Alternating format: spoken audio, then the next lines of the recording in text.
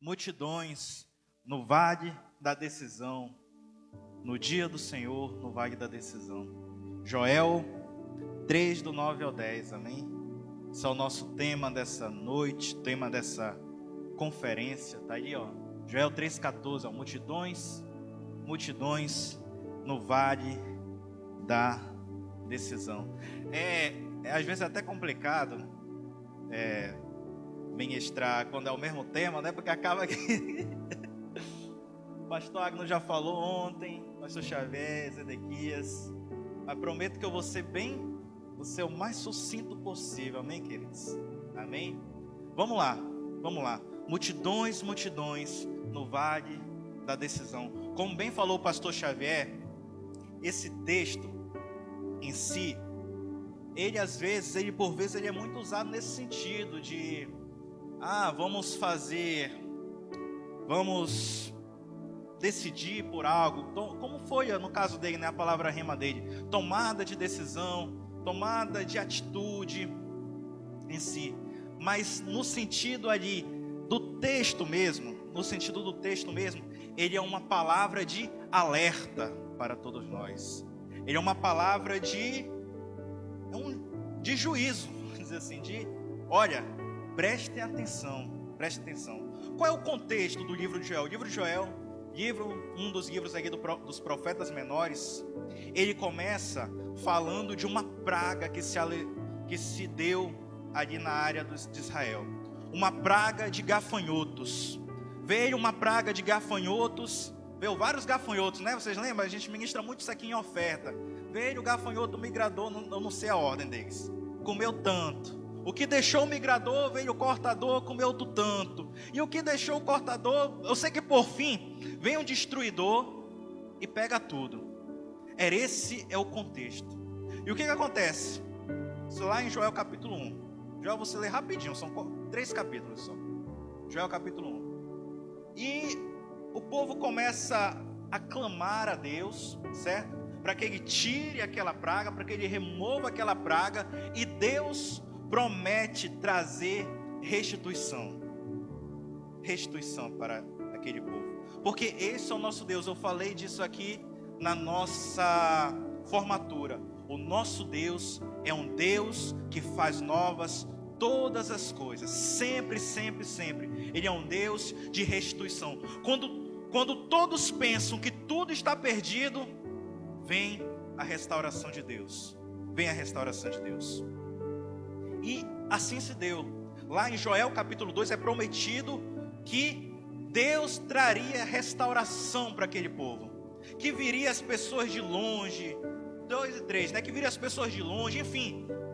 Aquilo que parecia impossível, aquilo que estava tudo destruído, aquilo que não tinha mais jeito, Deus iria restaurar.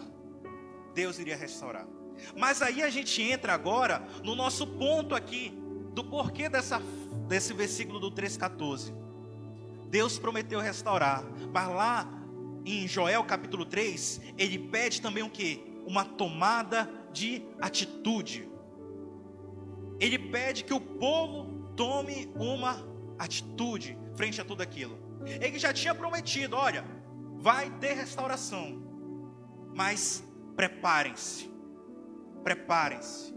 tomem uma atitude. Eu quero convidar você, vamos ler aí no Joel capítulo 3, a partir do versículo 9, amém? Joel 3, 9, versão, pode colocar em Nova Almeida atualizada.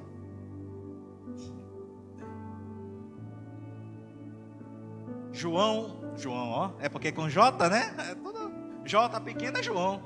Joel, em capítulo 3, vamos ler a partir do versículo 9, beleza? Pode colocar aí, Jonas. Aí, ó, Joel 3:9.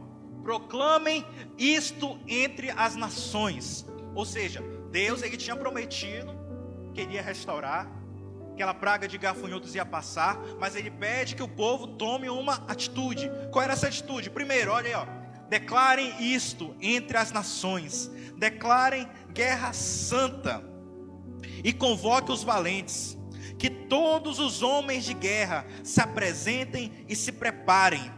Transforme suas lâminas de arado em espada e as suas foices em lanças. Que o fraco diga: eu sou forte. Que o fraco diga: eu sou forte. Ou seja, Deus está convidando o povo a tomar uma atitude de guerreiro, para tomar um posicionamento de guerreiro. Olha, mesmo que vocês vejam que tudo está destruído, confiem em mim, porque comigo vocês são fortes. O apóstolo Paulo vai falar depois, né? Posso todas as coisas naquele que me fortalece. Na versão NTHR, Nova Tradução na Linguagem de Hoje: com a força que Cristo me dá, posso enfrentar qualquer situação. E Deus nos convida a ter esse pensamento, a ter essa atitude. Preparem-se para a guerra, preparem-se para a batalha, porque eu estou com vocês. Porque, queridos, nessa vida, eu já ministrei isso aqui várias vezes, na vida aqui nessa terra, abaixo do sol, é guerra atrás de guerra. Você não vai ter paz, vamos dizer assim.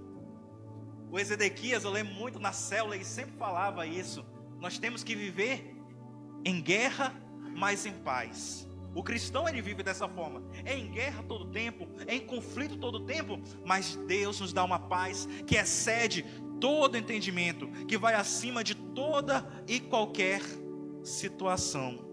Toda e qualquer situação.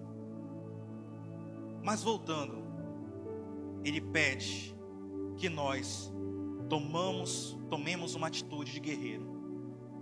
Nossa luta não é contra a carne, não é contra o sangue, não é contra as pessoas, mas o mundo em si, querido, luta contra as coisas de Deus. Sempre foi assim. E a partir do momento que nós tomamos uma atitude de servir ao Senhor, nós temos que nos manter firmes nessa promessa, que Ele está conosco, que Ele não irá nos deixar, que Ele não irá nos desamparar. E é interessante que ele fala aqui, ó, né, sobre essa coisa de tomar atitude. Eu lembro bem, estava falando, era o Ezequias, estava falando acerca de Pedro, né? Pedro foi uma pessoa de extrema atitude. Ele fez algo que nunca nenhum homem fez, e eu acho que nem fará, que andar por cima das águas.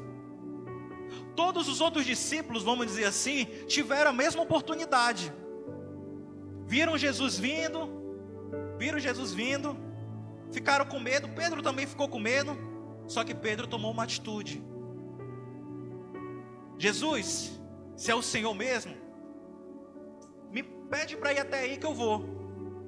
Jesus falou que então vem.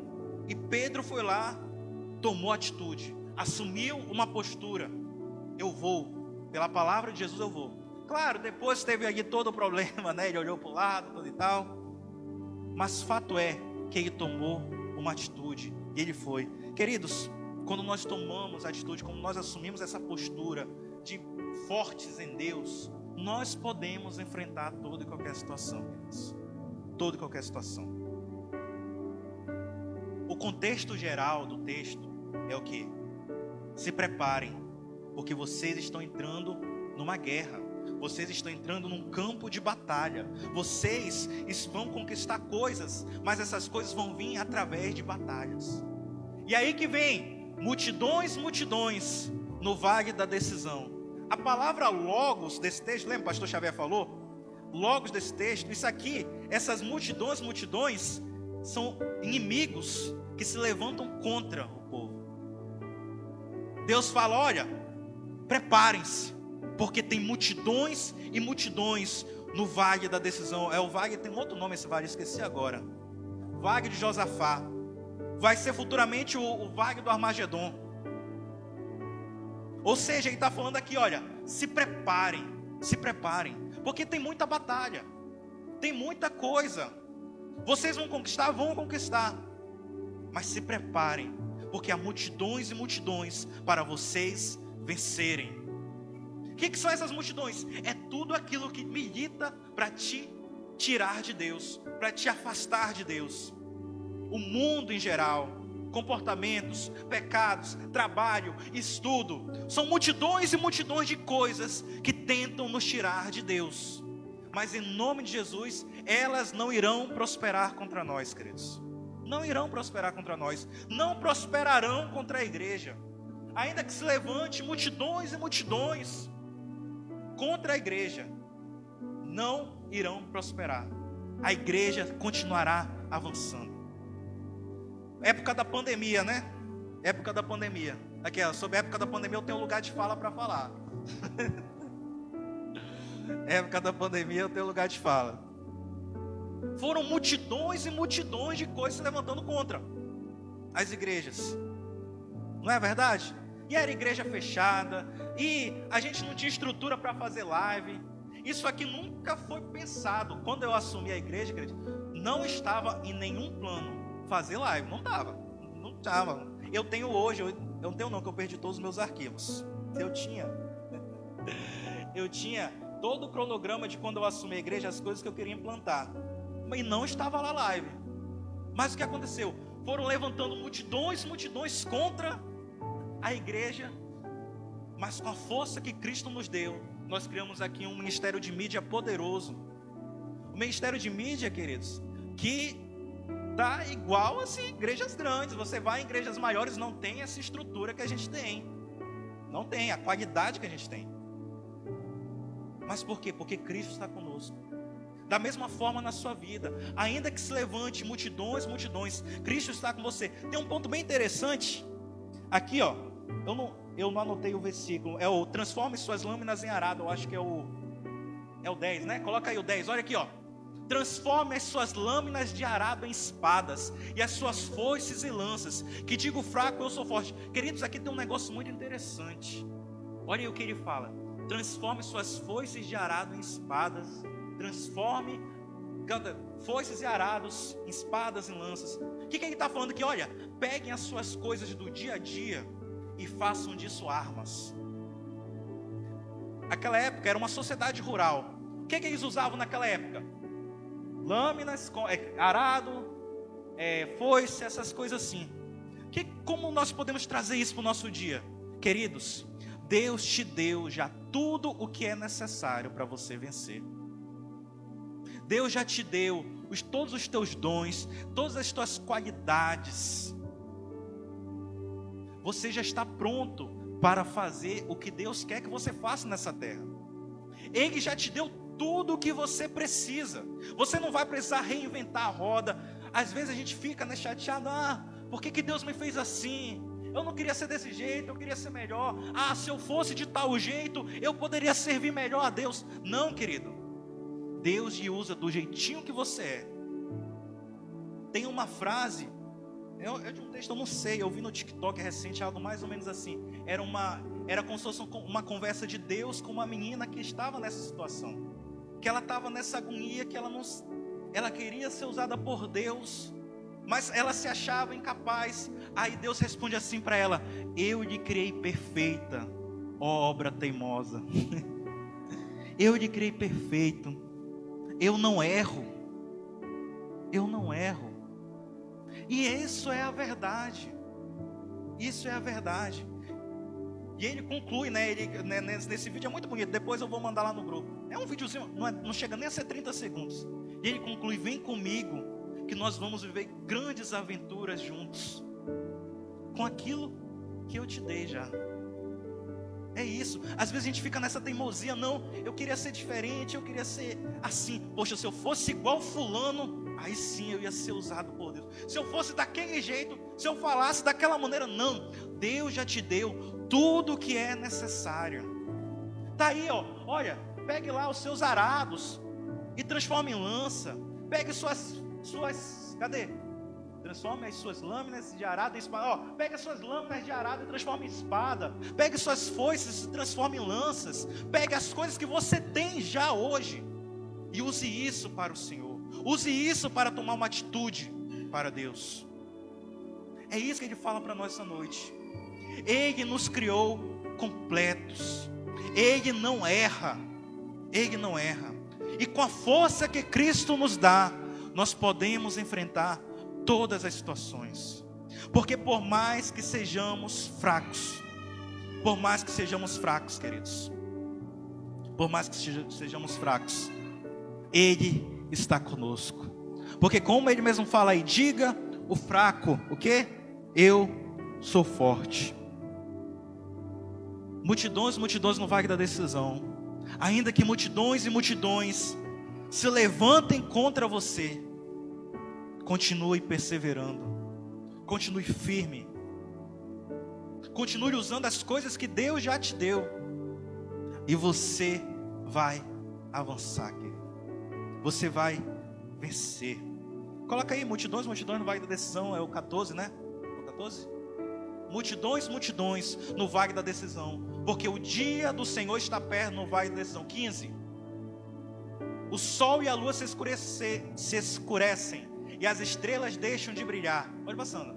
O Senhor rugirá de Sião, e de Jerusalém fará ouvir a sua voz. Os céus e a terra tremerão, mas o Senhor será o refúgio do seu povo e a fortaleza dos filhos de Israel. Amém, queridos? Não importa as multidões que se levantem contra você, Deus já lhe fez completo, e com as armas que Ele lhe deu, você é capaz de enfrentar toda e qualquer situação, por mais fraco que você seja, porque como Ele mesmo diz, diga ao fraco, eu sou forte. Amém, queridos? Glória a Deus. Dê um forte aplauso ao Senhor pela sua palavra.